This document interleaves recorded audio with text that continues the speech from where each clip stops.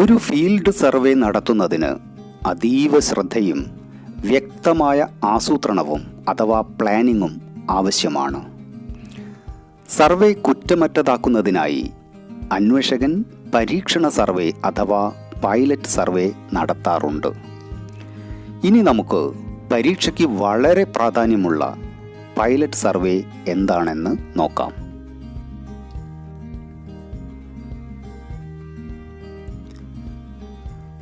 Pilot survey അഥവാ പരീക്ഷണ survey യഥാർത്ഥ സർവേ ആരംഭിക്കുന്നതിന് മുൻപ് തന്നെ തയ്യാറാക്കിയിട്ടുള്ള ചോദ്യാവലി വിലയിരുത്തുന്നതിനായി ഒരു പരീക്ഷണമെന്ന നിലയിൽ ഒരു ചെറിയ വിഭാഗം വ്യക്തികൾക്കിടയിൽ അവ വിതരണം ചെയ്ത് വിവരശേഖരണം നടത്തുന്നതിനെയാണ് പരീക്ഷണ സർവേ അഥവാ പൈലറ്റ് സർവേ എന്ന് പറയുന്നത്.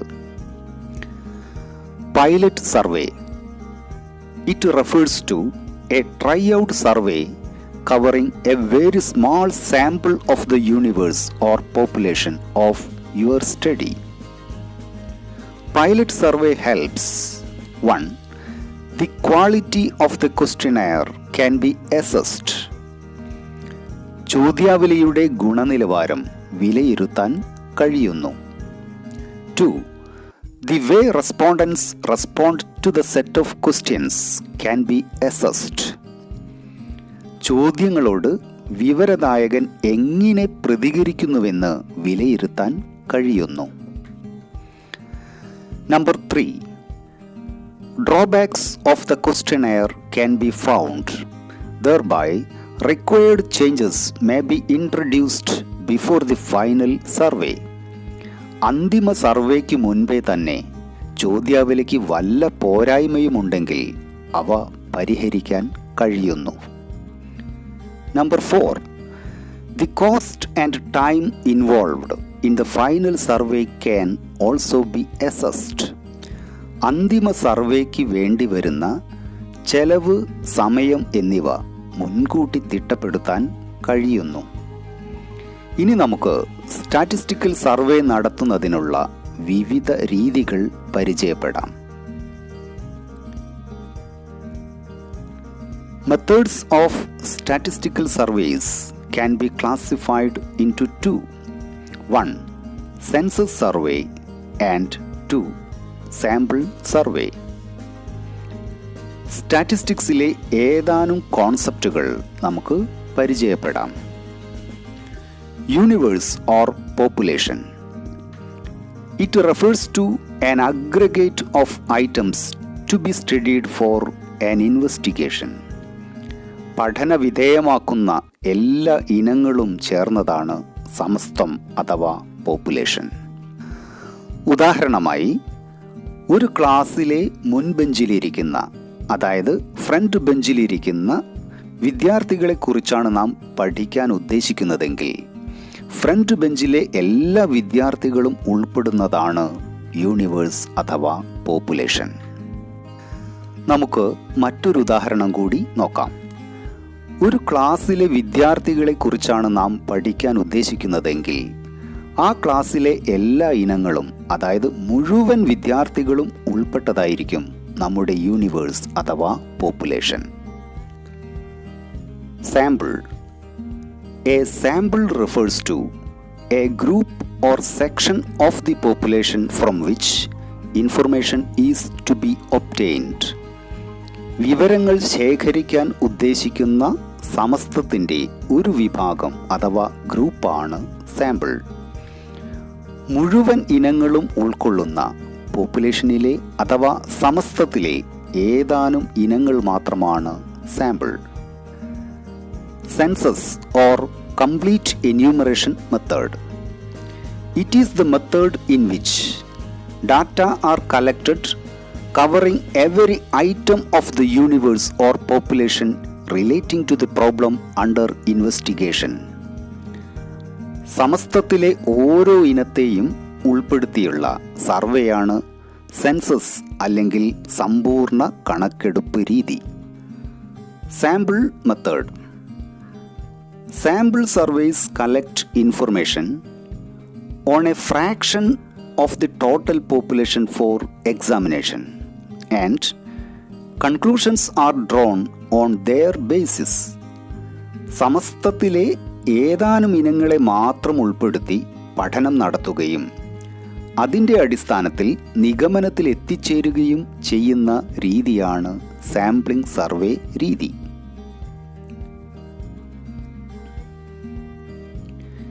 ഇനി നമുക്ക് പരീക്ഷയ്ക്ക് വളരെ പ്രാധാന്യമുള്ള റാൻഡം സാമ്പിളിംഗ് അഥവാ യാദൃശ്ചിക സാമ്പിളിംഗ് എന്താണെന്ന് നോക്കാം.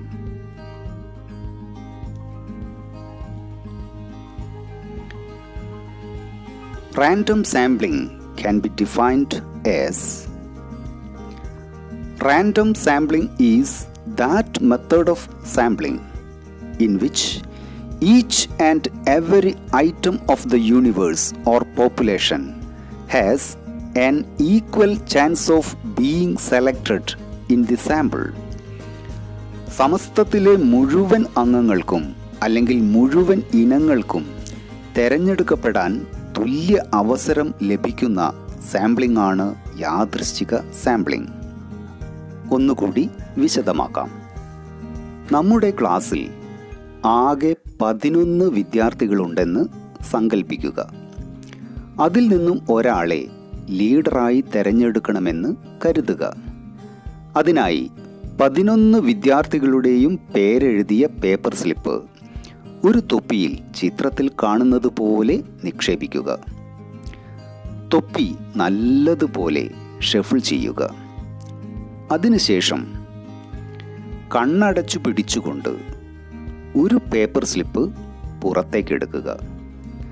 പുറത്തേക്കെടുക്കുന്ന പേപ്പർ സ്ലിപ്പ് ഒന്നാമത്തെ വിദ്യാർത്ഥിയുടെ പേരാവാം, അല്ലെങ്കിൽ രണ്ടാമത്തെ വിദ്യാർത്ഥിയുടെ പേരാവാം, അല്ലെങ്കിൽ മൂന്നാമത്തെ വിദ്യാർത്ഥിയുടെ പേരാവാം, അല്ലെങ്കിൽ 11 വിദ്യാർത്ഥികളിൽ ആരുടെ പേര് വേണമെങ്കിലും ആവാം, അല്ലേ? മറ്റൊരു തരത്തിൽ പറഞ്ഞാൽ 11 വിദ്യാർത്ഥികൾക്കും തെരഞ്ഞെടുക്കപ്പെടാൻ തുല്യ സാധ്യതയാണ് ഉള്ളത്.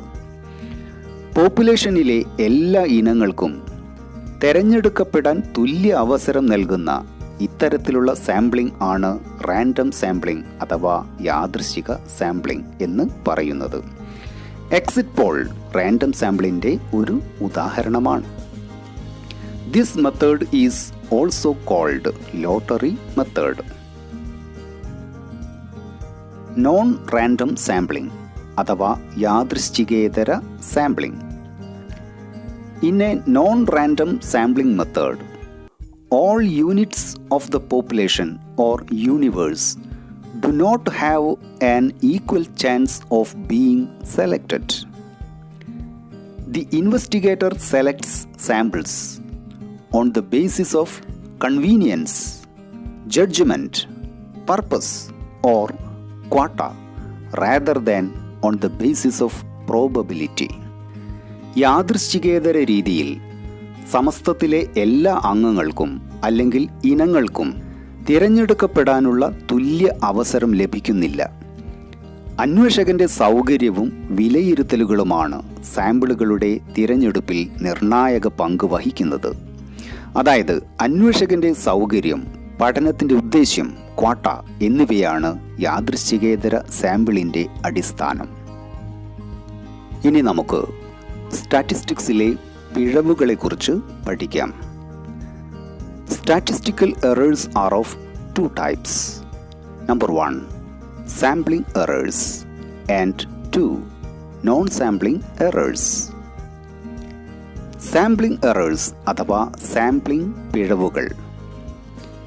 Sampling errors occur due to small size of the sample selected for the study or due to non-representative nature of the sample. The estimated value may differ from the actual value of a parameter. The error thus emerging is called sampling error. Sampling error is equal to estimated value of the parameter minus actual value of the parameter. സാമ്പിളിൻ്റെ വലുപ്പം വളരെ ചെറുതാകുന്നത് കാരണം പല പ്രധാന ഇനങ്ങളും അന്വേഷണത്തിൻ്റെ ഭാഗമാകുന്നില്ല. തന്മൂലം യഥാർത്ഥ മൂല്യവും സാമ്പിളിൻ്റെ മതിപ്പ് മൂല്യവും തമ്മിൽ വ്യത്യാസമുണ്ടാകുന്നു. ഈ വ്യത്യാസത്തെയാണ് സാമ്പിളിംഗ് പിഴവുകളെന്ന് പറയുന്നത്. സാമ്പിളുകളുടെ വലുപ്പം വർദ്ധിപ്പിച്ചുകൊണ്ട് ഇത്തരം പിഴവുകൾ കുറയ്ക്കാവുന്നതാണ്. നോൺ സാമ്പിളിംഗ് എറേഴ്സ് അഥവാ സാമ്പിളിംഗ് ഇതര പിഴവുകൾ. A non-sampling error refers to an error that occurs during data collection, causing the data to differ from the true values. Non-sampling errors are more serious than sampling errors because a sampling error can be minimized by taking a larger sample. It is difficult to minimize non-sampling error even by taking a large sample. Sampling പിഴവുകളേക്കാൾ ഗുരുതരമായ പിഴവുകളാണ് sampling ഇതര പിഴവുകൾ. കാരണം സാമ്പിളുകളുടെ എണ്ണം വർദ്ധിപ്പിച്ചുകൊണ്ട് sampling പിഴവുകൾ കുറയ്ക്കാവുന്നതാണ്. എന്നാൽ ഇത്തരത്തിൽ സാമ്പിളിംഗ് ഇതര പിഴവുകൾ കുറയ്ക്കുക പ്രയാസകരമാണ്. Reasons why non-sampling errors occur. Number 1. Non-response error. It arises due to insufficient information provided by the respondents. വിവരദാതാക്കൾ വേണ്ടത്ര വിവരങ്ങൾ നൽകാത്തത് മൂലം സംഭവിക്കുന്ന പിഴവുകളാണ് ഇവ. 2. Arithmetic error. Errors are very likely to occur when calculating. കണക്ക് ചെയ്യുമ്പോൾ പിഴവുകൾ വരാൻ വളരെയേറെ സാധ്യതയുണ്ട്.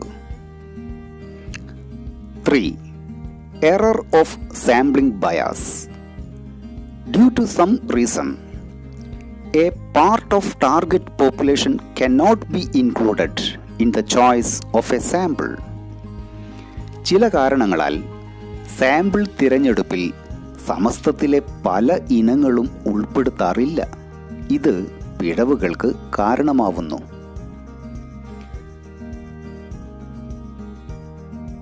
Some agencies of data collection. Data കളക്ഷനുമായി ബന്ധപ്പെട്ട ഏതാനും ഏജൻസികളെ നമുക്ക് പരിചയപ്പെടാം.